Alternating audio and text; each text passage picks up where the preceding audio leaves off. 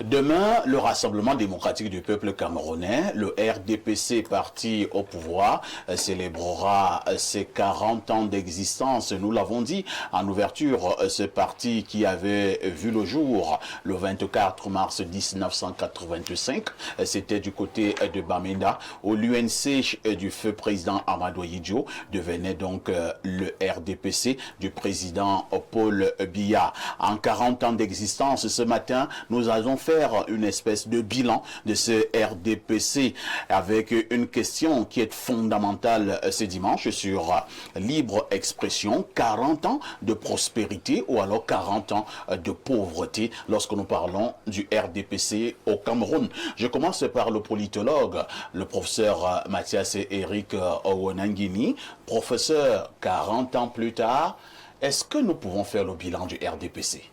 Oui, disons, le bilan du RDPC peut être fait, mais c'est un bilan qui est encore dynamique, puisque le RDPC, pour l'instant, reste au contrôle du pouvoir.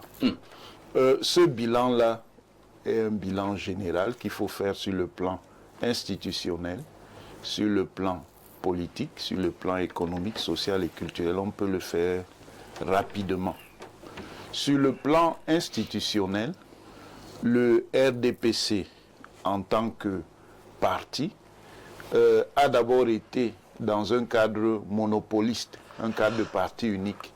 Mais depuis les années 90, il s'est inscrit dans un cadre pluraliste.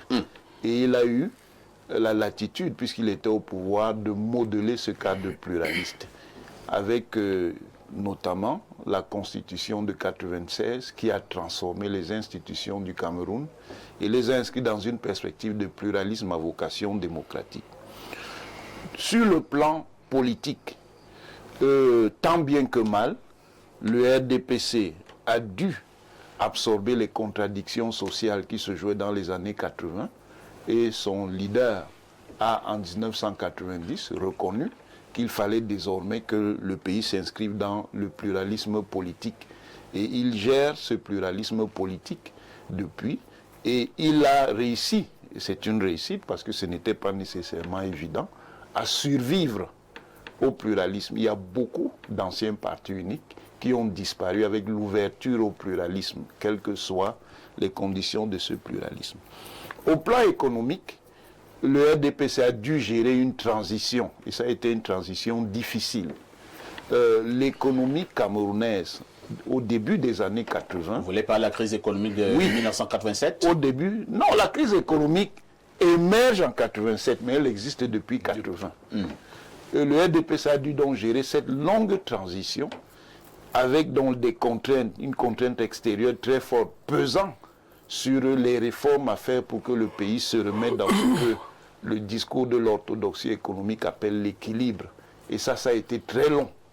C'est la partie la plus problématique du bilan parce qu'il a dû gérer cette transition pendant pratiquement 25 ans. 25 ans, 20 ans, entre 20 et 25 ans, pour sortir de l'ajustement structurel. Et cette sortie s'est faite en 2006, offrant des perspectives nouvelles au Cameroun. Le Cameroun a recommencé à avoir de la croissance, mais le problème de cette croissance, c'est que cette croissance reste limitée par rapport à la croissance de la population. Ça fait donc que, même s'il y a des avancées, ce sont des avancées qui ne peuvent pas être significatives parce qu'elles sont en fait tassées par la croissance démographique. Au plan culturel, le pays a également connu un certain nombre d'évolutions, un certain nombre de transformations dans son système éducatif. Il n'y a rien de comparable entre le Cameroun des années 80 et le Cameroun des années 2020 en termes de transformation du système éducatif, ce qui ne veut pas dire que le système éducatif ne connaît pas de problème, mais il n'y a rien de comparable.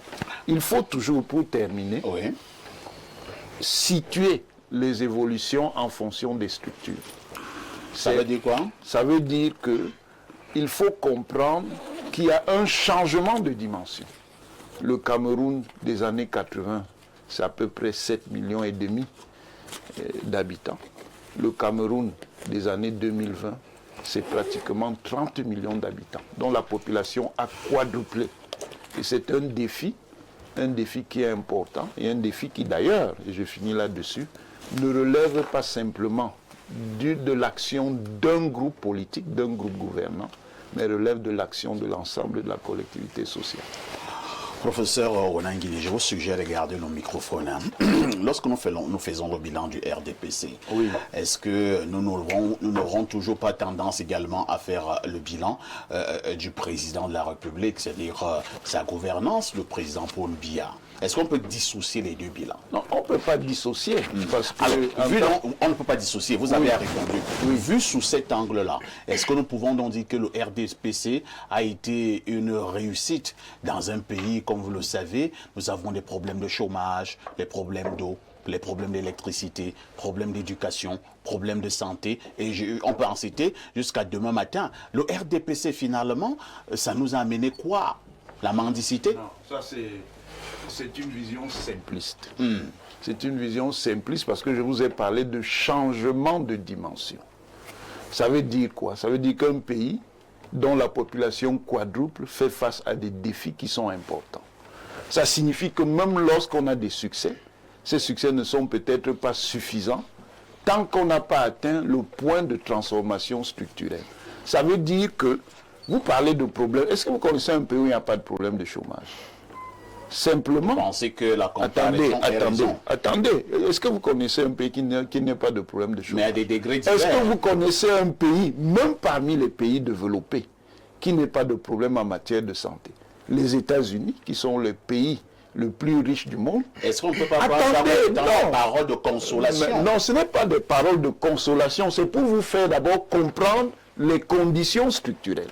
Après, vous pouvez juger de manière lucide les performances. C'est pour éviter le simplisme démagogique qu'en 43 ans, le RDPC n'a rien fait, ce qui n'a aucune signification rationnelle. Vous pouvez estimer qu'un groupe et un chef politique peuvent rester pendant 43 ans et ne rien faire au sens littéral du terme. C'est compris. Mais il y a donc encore des défis importants. Le défi, le vrai défi... On dira que... Attendez, laissez-moi finir donc. Beaucoup reste encore à faire, c'est ça? Si vous voulez.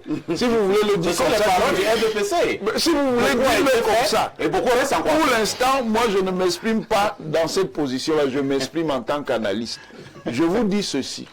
Le RDPC a réinscrit le Cameroun sur le terrain de la productivité, mais pour atteindre la prospérité, il faut plus de productivité et plus de compétitivité. C'est compris. Nous allons passer la parole à un homme politique de l'opposition, maître Jean-Guy Zogo. Nous parlons du RDPC. À chaque moment où nous parlons du RDPC depuis quelques années, plusieurs personnes ont des torticolis, d'autres commencent à avoir subitement mal à la tête. Beaucoup pensaient même que mieux nous changeons de sujet parce que c'est un sujet qui énerve et pensent que le RDPC est le problème fondamental de ces pays. C'est excessif ou alors c'est simplement réaliste? Parfait, ici, vous me permettrez, avant de répondre à votre question, d'opérer un petit cadrage idéologique parce que je voudrais que cela constitue les jalons des développements que je vais effectuer tout à l'heure. Allons-y. Premièrement, sur le plan politique, il existe un manichéisme immuable qui est l'apanage de tous les pays et de toutes les communautés. Vous avez toujours d'un côté l'ordre établi, qui travaille à se perpétuer, et vous avez en face de lui un ensemble de personnes qui veulent faire triompher un autre modèle de société. Le problème, quand j'ai l'habitude de dire que les populations camerounaises sont victimes d'une escroquerie politique, c'est que l'ordre établi au Cameroun est néocolonial.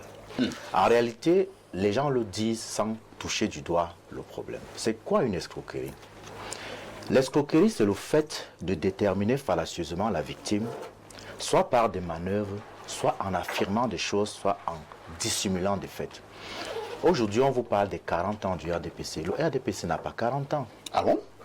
Parce que le RDPC, c'est l'UNC. Et à la réalité, c'est comme si vous preniez une association, les Amis de Vorada. Et puis un jour, quelqu'un vient et dit, bon, comme ce n'est plus parfait ici le président, les copains c'est de désormais Maître Zogo le président, ce ne sera plus les amis de Vorada, ce sont les amis de... Désormais les amis de... Ou bien les copains de Vorada. Voilà, le Vorada en Ambala. Mais le logiciel idéologique est resté le même. Est exactement le même. Il est néocolonial.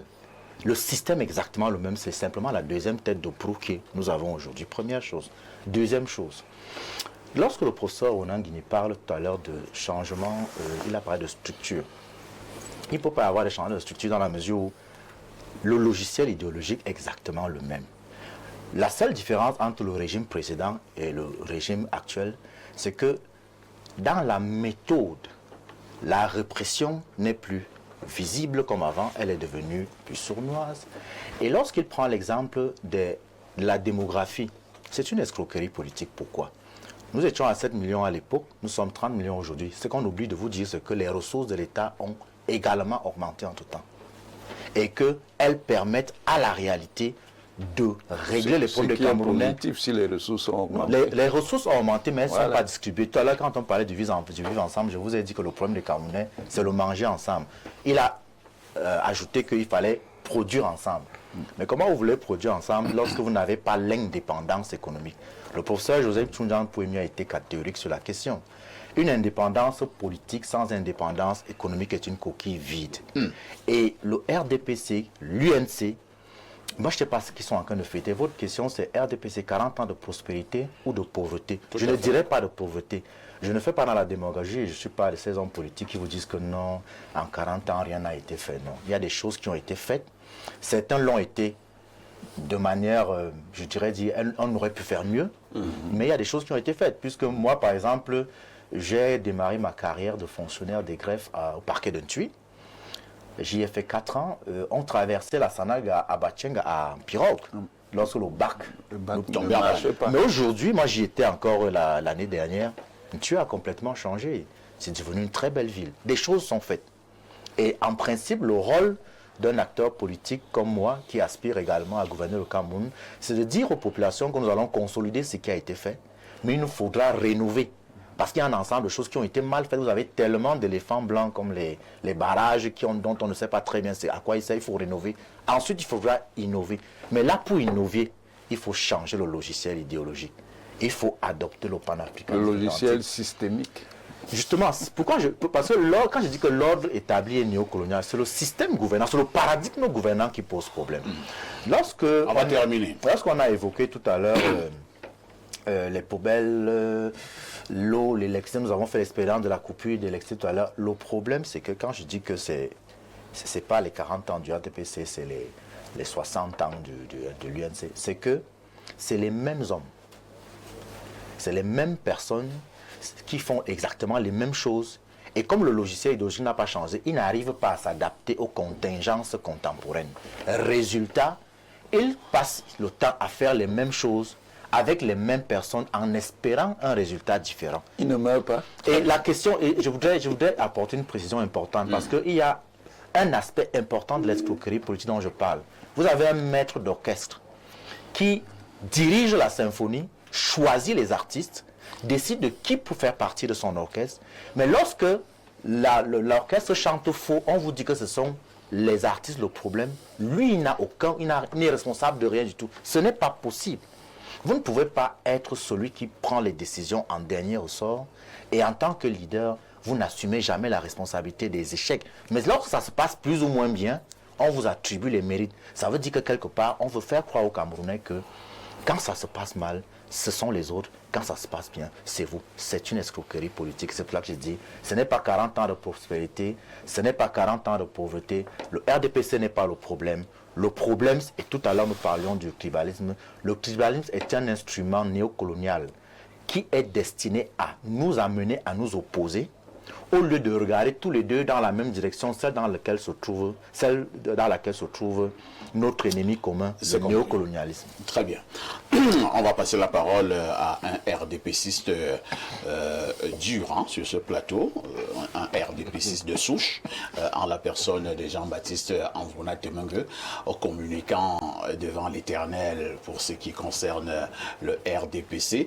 Jean-Baptiste Anvouna Temengue, on constate quand même que plusieurs hauts commis de l'État sont en prison depuis quelques années au Cameroun, presque tous du RDPC. Est-ce que le RDPC a également été cette machine qui a fabriqué la corruption et les corrompus, les détournements des deniers publics et qui a un sérieux problème avec la gouvernance?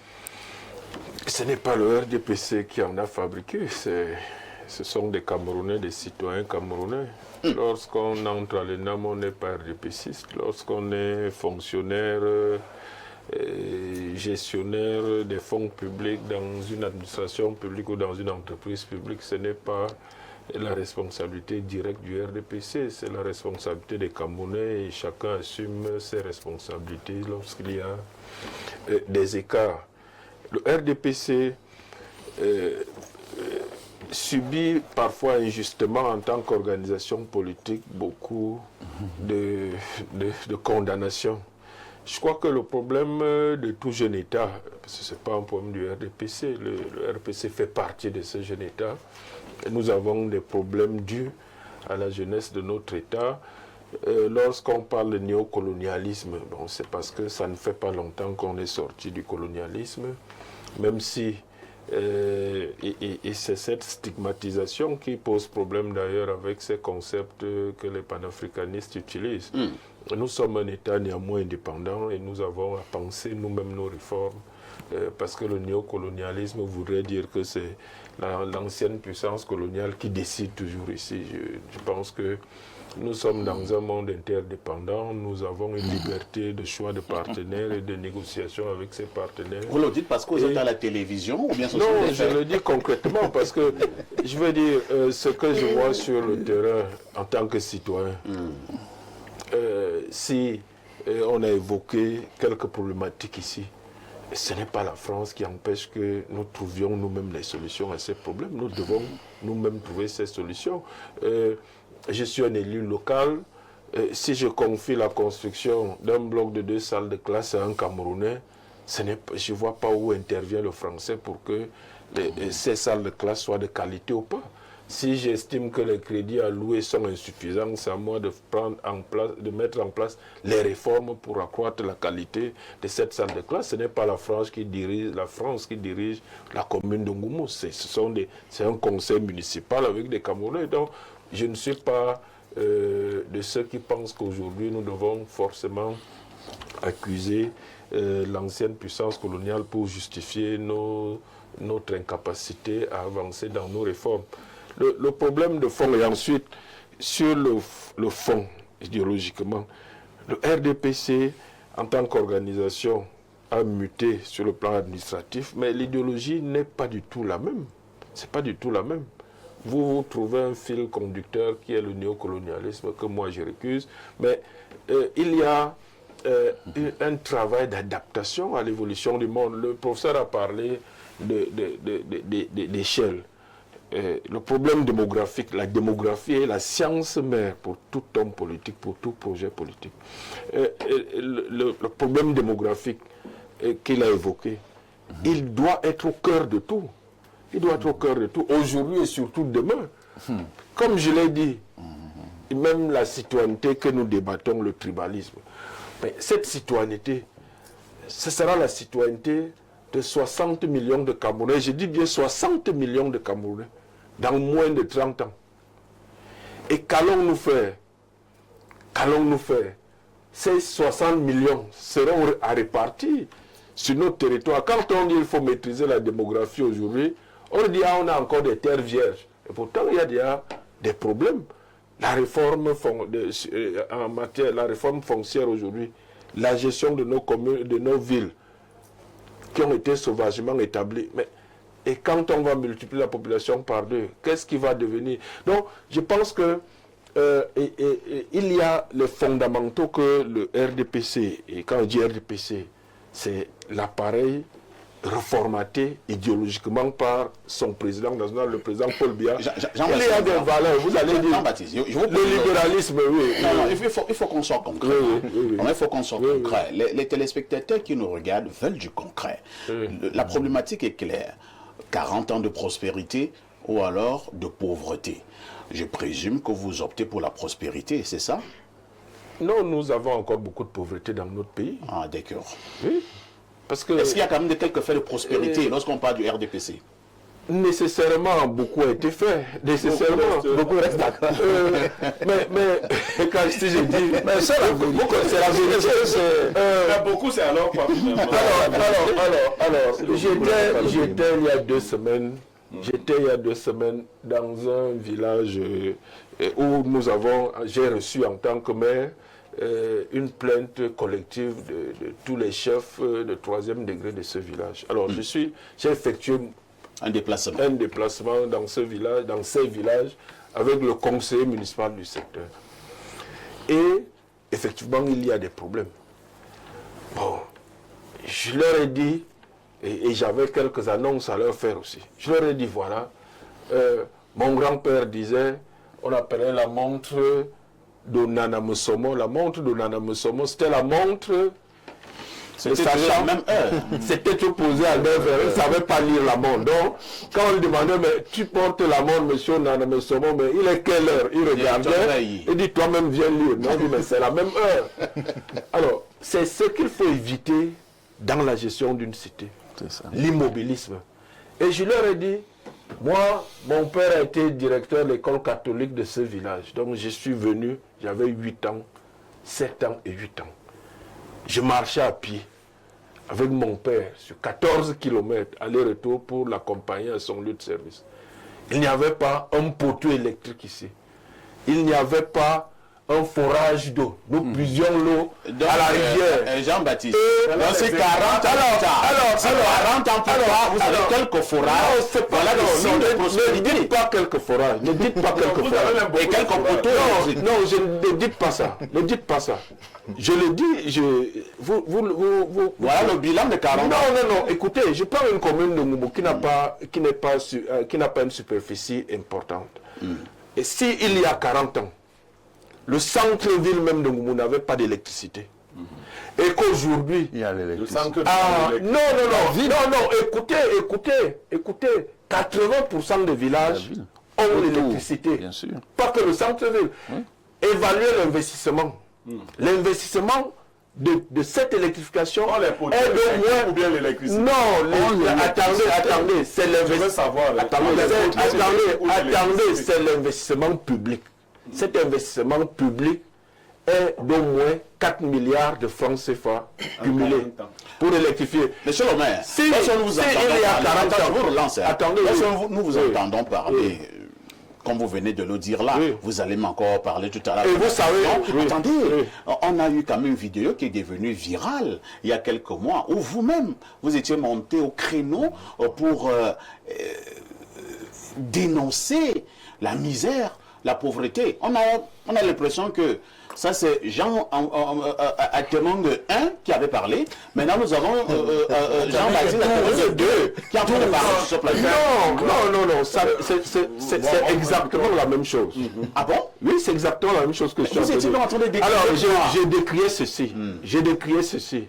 Moi, je suis entré, j'ai obtenu mon BEPC exactement en 86. Fils de télé.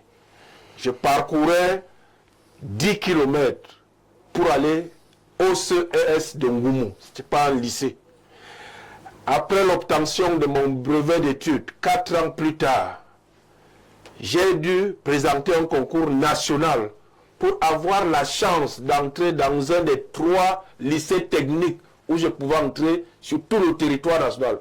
J'ai été admis à ce concours national. Je suis venu au lycée technique commercial de Yaoundé. Et qu'est-ce qui fait problème? Le problème est que, entre-temps, la population a été multipliée par 3, globalement, Mais il faut dire que... C'est ce que vous avez dit ce jour-là. Non, attendez donc, j'en viens. Vous avez peur de dire Non, je peux le dire. Vous avez été menacé. Non, je n'ai pas été menacé. Je maintiens mes positions. Attendez. On a suivi quand même. Non, frère, attendez. Le préfet, c'est qui? C'est lui qui On ne peut pas dire que le professeur c'est une autorité. Attendez, je vais chuter. Alors, la situation a été totalement métamorphosée. Il y a un lycée technique en Goumou, commercial industriel. Aujourd'hui, à Otélé, il y a un lycée, pas seulement un CES, mais un lycée qui n'a pas d'infrastructure. C'est ce que j'ai dénoncé. Il y a un lycée en Goumou aussi entre-temps. Il y a un lycée en Vin. Il y a un CES en Congo, beaucoup j'étais justement l'autre jour. Donc, sauf que les infrastructures qui courent après cette démographie ne sont pas suffisantes. Et j'ai dénoncé, et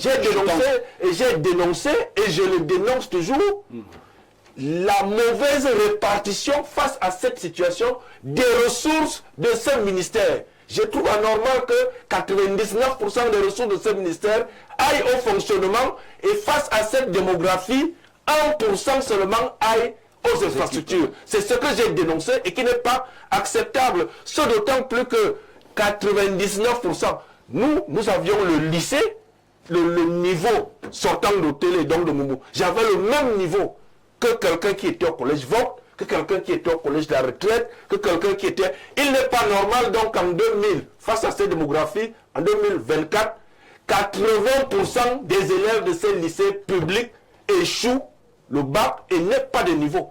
Et c'est ce que je dénonce. On a compris. Donc, ce n'est pas incompatible, mais en temps, il y a des établissements et une situation... On a compris que vous assumez votre position et que vous n'allez pas céder aux pressions et aux menaces. Non. Parce que je sais que vous avez été menacé. C'est l'équilibre qu'il faut avoir dans le champ politique. Il faut dire ce qui ne va pas. Lorsque vous observez le RDPC depuis 40 ans, quel est le regard que vous pouvez poser sur le parti du président de la République, son Excellence Paul Biya? Le regard est simple. Le RDPC avait beaucoup de défis à relever. Dans la suite des défis que l'UNC a dû relever. Quand l'UNC est créé en 63, je crois. 66, c'est 6 ans après l'indépendance. 6 ans après l'indépendance, au moment où on crée l'UNC, il manque de tout dans ce pays. Il manque de tout, il n'y a pas de téléphone, il n'y a rien. Il n'y avait pas de radio FM comme aujourd'hui. Donc il n'y avait rien avant. Il n'y avait rien. Il n'y avait rien d'important. On sortait de l'indépendance. On sortait de l'indépendance, il n'y avait rien. Au moment où le RDPC arrive, naît, je dis qu'il est né à Bamenda. Tout à fait. Il y avait déjà la route pour aller à Bamenda. N'est-ce pas? L'UNC a fait beaucoup de choses. Nous sommes des enfants nés dans l'UNC. Nous avons la chance que je suis né, il n'y avait pas l'UNC. L'UNC est apparu, j'étais déjà là. Et quand l'UNC s'en va, je vois le bilan. Le bilan, c'est un dispositif de transport en commun national qui devait permettre aux enfants d'aller à l'école. S'il n'y avait pas eu la SOTUC, beaucoup d'enfants à Douala ne seraient pas allés fréquenter, partant de Japoma, pour aller à l'école au lycée polyvalent, au lycée technique de Koumassi, au CS de Bonadoumbé, qui étaient les seuls établissements qu'on avait. Tu maîtrises la géographie de Douala, hein? Parce que je suis là depuis 63. Tu es comme le professeur Maurice Kanto. Non. Je suis là comme lui, il me dit pas maîtriser la géographie de Baham. Moi, je te rappelle que je suis né à Bogada et mon dispensaire, chaque fois que j'arrive à Yaoundé, je m'arrête devant mon dispensaire qui a beaucoup changé. Et c'est entre les mains du RDPC que ce dispensaire colonial Parce que le dispensaire, mon père était à l'ENAM lorsque je naissais. Ça ne s'appelait pas d'ailleurs ENAM, ça s'appelait École Camerounaise d'administration. Donc j'ai vu les transformations, j'ai vu naître le Transcam 1, Yaoundé, Ngaoundéré. J'ai vu naître le Transcam 2 qui est la réforme de la ligne coloniale qui partait de Douala à Yaoundé. Il y a eu donc beaucoup de choses. Ce serait faux politiquement de dénier au RDPC la réalisation de certaines avancées. Sauf que le temps qu'il a mis pour opérer ces avancées est beaucoup trop grand par rapport au bilan. En 40 ans, ailleurs, on a fait bien plus que cela. Donc on dira pour le cas du RDPC qu'il pouvait faire mieux. Mais il devait faire beaucoup mieux. Parce que pendant les 40 ans là, beaucoup de choses dans le contexte international se sont mises en place et auraient dû être des atouts, comment on appelle ça, des opportunités. Je vous rappelle que quand le RDPC arrive au pouvoir, le prix international du pétrole, du cacao, etc., a beaucoup trop évolué par rapport à ce que l'UMC a connu.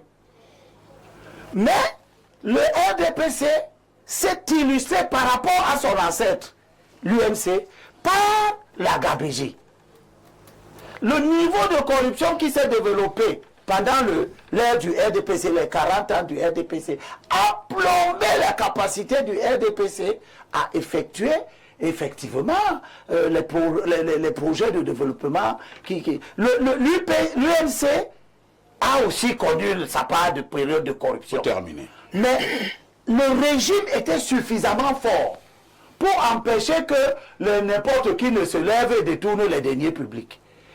Or, le régime du RDPC se caractérise par un affaiblissement de la capacité de l'État dû à la corruption. Et l'autre caractéristique du régime du RDPC, c'est son incapacité à juguler ses mots, qui ont plombé son efficacité. Très bien. Ce n'est pas la volonté de faire qui a manqué. C'est compris. Les discours du président de la République montrent systématiquement sa détermination. Mais en même temps, quoi ça sert, il ne tient pas les bilans. À quoi ça sert de tenir des discours depuis 40 ans où l'on condamne la malgouvernance, où l'on condamne la corruption, où l'on condamne l'inertie, où on dit que les bandits à col blanc vont rendre gorge, et si à la fin, on a la nette impression que rien n'a changé? Alors, je vais répondre à cette question qui est très pertinente. Les discours montrent ce qu'on veut faire. Le RDPC est-il un parti essentiellement des discours? Non. Puisque je suis dans le cas de ceux qui pensent qu'il y a eu des réalisations. C'est compris. Je suis que laisse-moi terminer. Terminons rapidement. Donc, Par la question du tribalisme. Le tribalisme n'est pas né avec le RDPC. Ah bon? Le tribalisme est né avec la nature du pays. Le RDPC, à la suite de l'UMC, qui a cherché à juguler le tribalisme. Le RDPC a connu le renforcement du tribalisme. Mais ce n'est pas sans avoir mis en place les conditions institutionnelles de la lutte contre le tribalisme. Le RDPC a doté le pays... À quoi ont servi ces institutions? Le RDPC a doté le pays de meilleurs textes. Et des meilleures institutions. Je vous ai lu tout à l'heure le texte sur la représentation nationale, les conseils municipaux, etc. Tout ça a été pensé pour juguler le tribalisme. Sauf que, dans le cas, par exemple, du littoral, c'est la région la plus victime du RDPC. C'est le RDPC qui prend les sénateurs du littoral. Comment il s'appelle? Kechanga est du RDPC. Il remplace Tobo Eyoum, qui est l'enfant du pays. On prend la femme de Yinda pour remplacer Choues, qui est l'enfant de la Sanaga maritime. On prend, comment il s'appelle? Ngaya, qui n'a rien à faire là. On le met là. Tout ça, ce sont les décisions du RDPC qui crée la sous-représentation du littoral dans les instances de représentation que le RDPC a mis en place. Pour se permettre que quelqu'un doit prendre la parole. D'accord, merci. Merci, c'est gentil. Alors, Pierre Blériot, on sait, tous les politologues peuvent être d'accord que habituellement, lorsqu'on intègre un parti politique, c'était un problème d'idéologie.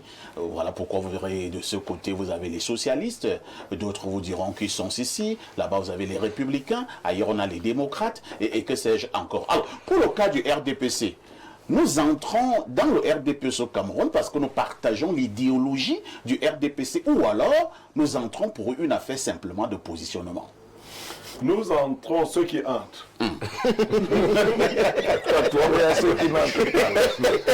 Si tu entres, ce n'est pas un péché. C'est le saisi, nous entrons. Ceux qui entrent dans le RDPC n'ont pas de choix. Comment Parce ça? qu'il n'y a qu'une seule porte au Cameroun, le RDPC ou alors le RDPC. Ça veut dire quoi? C'est ce que ça veut dire. Le RDPC est à la fois un parti État, un parti administratif, un parti tout. Quand le maire se débattait à dire que quand on entre à l'ENAM, on n'est pas du RDPC. Quand on entre à l'ENAM, on n'est pas du RDPC. Mais quand on sort du RDPC. On sort étant du RDPC. C'est comme ça. Donc vous devenez, quand on vous affecte comme sous-préfet quelque part, vous êtes le sous-préfet aussi du RDPC. C'est pas excessif ça? C'est ce que nous observons. Bien sûr qu'il n'y a aucun sous-préfet de l'opposition. Non, on ne peut pas dire ça. Il y a même des sous-préfets. Tous les sous-préfets votent vraiment pour le Non, en fait, vous n'avez pas fait. Tu as vu un sous-préfet qui a recadré le maire. Il y a des sous-préfets. Un sous-préfet. Il y a des sous-préfets et des préfets qui combattent en sous-marin le RDPC. Vous avez quelques noms? Non, je ne vais pas donner. Mais Mais dans la majorité, parce qu'ils sont des carriéristes, ils sont obligés de se soumettre à l'idéologie. D'ailleurs, quand les chefs du RDPC arrivent dans les circonscriptions, ils commissionnent des sous-préfets. Oui, c'est ce qu'il faut. Donc, venons-en. Parler de manière péjorative. Oui, moi je ne sais pas. Prospérité ou pauvreté. Si on regarde la masse de la richesse du Cameroun à l'heure actuelle, il y a beaucoup de richesse au Cameroun. Il y en a beaucoup. Le Cameroun est immensément riche à l'heure actuelle. Aïdjo n'a pas eu le temps que Biya a eu. On serait en train de parler de moins 3 régimes en les comparant. Si on vous donne une femme pour lui faire des enfants, on vous donne 20 ans, vous en faites 3. On donne à un autre 40 ans, il en fait 5. On dit donc que bon, le régime, le RDPC n'a pas eu le temps, n'a pas pu faire le nombre d'enfants qu'il aurait dû faire en 40 ans. Et il a engagé beaucoup d'enfants qui sont des morts-nés. Il y a trop de morts-nés dans le RDPC, ce que vous appelez dans votre français sophistiqué les éléphants blancs. C'est-à-dire que si les projets du RDPC avaient fonctionné, on serait en train de parler de grandes choses. Voilà même l'autoroute du RDPC. Le RDP, parce que Mathias, je ne sais pas qui s'il a pris ça là du RDPC, Mathias a essayé de nous dire Mathias 3 en 80, en 2024. Et en 2024, est-ce que le professeur n'est pas libre d'adhérer au RDPC? Il est libre de ne pas adhérer. En réalité, ta famille sera divisée en 3 maintenant. Oui, la partie de l'autoroute, celle de la nationale 3 et celle des rails. Voilà, les deux rails, à la vérité, donc, Mathias qui expliquait, doit nous dire que le RDPC s'est pressé sur place. Voilà. 2012, lancement d'une autoroute appelée Douala-Yaoundé. 2024, 70 km. C'est quand même ahurissant. Est-ce que vous avez un parallèle comme ça dans le monde? Même en Afghanistan, il n'y a pas ça. C'est l'Afghanistan comme ça. Il n'y a pas, je veux dire que si on prend même en Afghanistan, il y a parti au pouvoir, n'a pas fait ça. On n'a pas ce genre. Donc si on peut, il y a beaucoup de richesses. Maintenant, quand vous entrez dans la ville de Yaoundé ou la ville de Douala, à Douala, il y a des quartiers comme Denver, à Yaoundé, vous en trouverez. Vous verrez la richesse amassée partout. D'accord? Il y a beaucoup de richesses au Cameroun. De sorte que quand on parle de pauvreté, certains Camerounais s'en moquent. Il y a donc tellement de richesses au Cameroun, mais confisquées entre les mains des membres du RDPC et les affidés. Quand tu ne peux pas être directement dans le RDPC, tu fais semblant de t'opposer radicalement au RDPC. Si ta voix porte beaucoup, le RDPC te donne aussi ton couloir. Ah bon? Tu te mets en face et tu marches. Et comme ça, ça calme tout le monde. Merci. Le RDPC... Donc votre couloir arrive alors. Moi, non, bon. Alors, on va aller quelques messages. Lisons quelques messages. Salut à vous en studio. C'est monsieur Avava Emmanuel Ambalmayo. On définit d'abord un parti politique comme étant une association qui réunit des membres par une philosophie ou une idéologie commune, avec pour but d'influencer le parti au pouvoir en le soutenant si celui-ci en est issu ou en s'y opposant. Tous les partis politiques sont reconnus comme des associations, c'est-à-dire des associations à but non lucratif. Leurs droits et leurs devoirs sont inscrits dans la Constitution. Est-ce que ça nous aide vraiment beaucoup? Je ne pense pas. On va prendre un message où quelqu'un est un peu plus précis. Bonjour, libre expression. Parfait. Avec votre absence dans les prochains jours, vous allez nous manquer. Mais sachez que nous sommes de tout cœur avec vous. Concernant le bilan des 40 ans du RDPC, je souhaite que notre politologue nous dise si celui-ci, si selon lui, ce bilan est positif ou négatif. C'est monsieur Larry depuis la ville de Kara, c'est au nord du Togo. Oui, c'est l'indicatif le 228. Je pense qu'il a répondu à cette question. Autre message ce matin, que dit ce téléspectateur? Le Cameroun s'est enrichi 7 fois. Bonjour au plateau. Monsieur Elimbi Lobé a raison. Le RDPC n'a que des menteurs comme leurs dirigeants. C'est ce que Elimbi Lobé a dit? Non, c'est ce qu'il a compris. Moi, j'ai dit une chose. Il a compris quelque chose. Et il exprime ce qu'il a compris de cette manière. Regardez vous-même leurs réalisations qui ne sont jamais achevées. Ils ne sont plus crédibles. C'est Belinga à Douala qui envoie ce message. Un autre message, c'est une pluie de messages. Que dit celui-ci? RDPC, ce ne sont ni 40 ans de prospérité, ni 40 ans de pauvreté, mais 40 ans de décrépitude. Niémec peut mieux faire pour que Camto, dont il fait déjà l'âge physique, puisse le remarquer. Bertrand à Marois. Non, je ne fais pas l'âge. Je ne m'ai pas encore vu physiquement. Je ne suis pas comme ici télégénique. Je suis très beau et très jeune. Je ne fais pas ça. Il a même 80. Un autre message.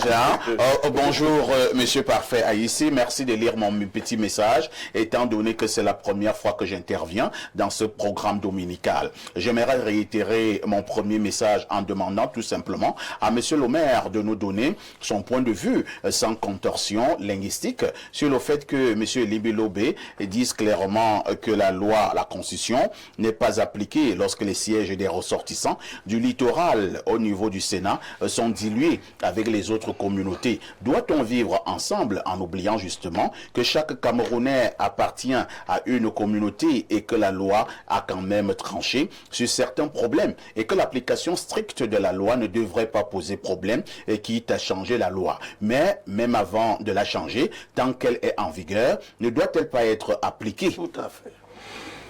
Vous répondez, monsieur le maire? Le RDPC qu'il a accusé d'ailleurs, Elimbi Lobé, assume sa responsabilité de rechercher sur tout le territoire un équilibre dans la représentation des composantes sociologiques. C'est ce que nous faisons à Douala comme ailleurs.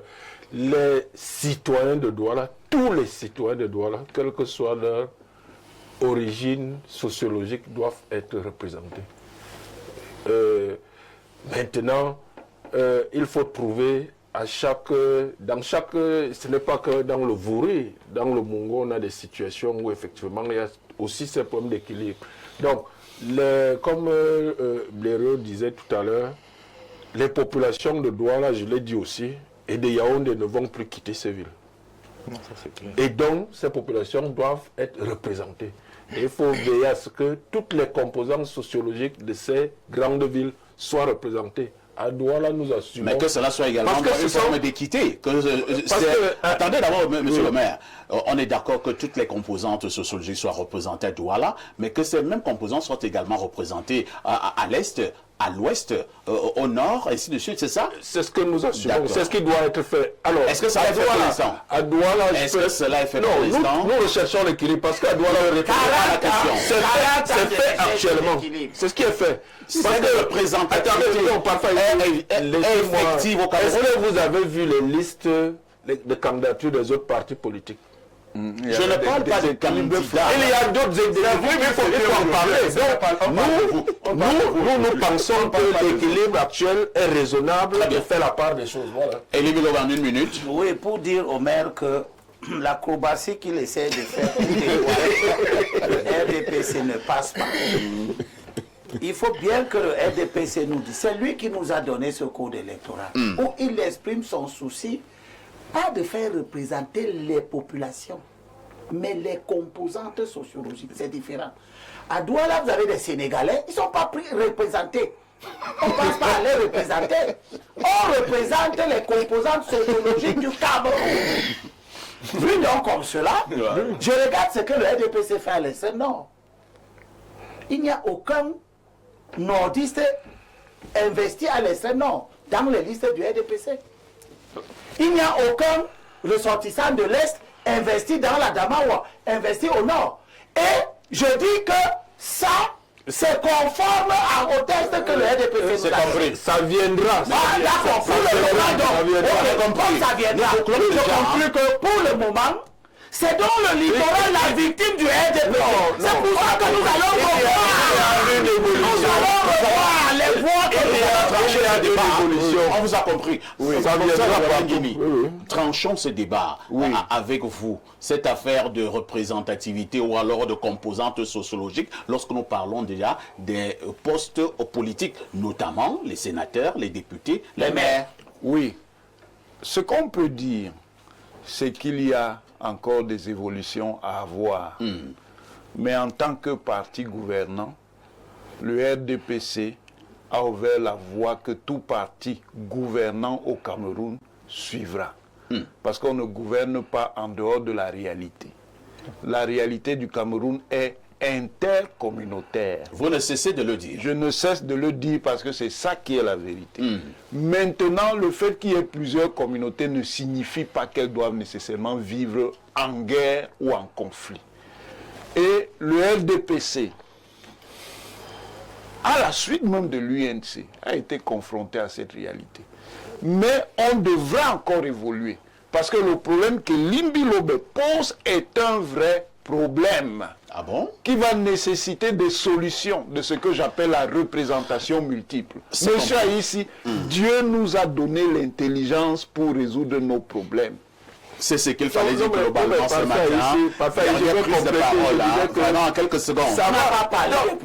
Ça va nécessairement évoluer parce que ça va nécessairement évoluer parce que en interne au RDPC, je crois qu'il y a une réflexion, c'est que même de façon symbolique, on sera amené à faire en sorte que sur tout le territoire national, il y ait une représentation, ne serait-ce que symbolique, entre-temps, et qui ferait que sur une liste à Maroua, il y ait un Atangana, un Niamey. Vous attendez quoi pour faire ça? Mais ça évolue. Oui, je suis d'accord. Je crains chaque élection, à chaque élection, je crains que dans l'évolution dont tu parles, vous preniez conscience lorsqu'il n'y aura plus de littoraliens. Il y en aura toujours.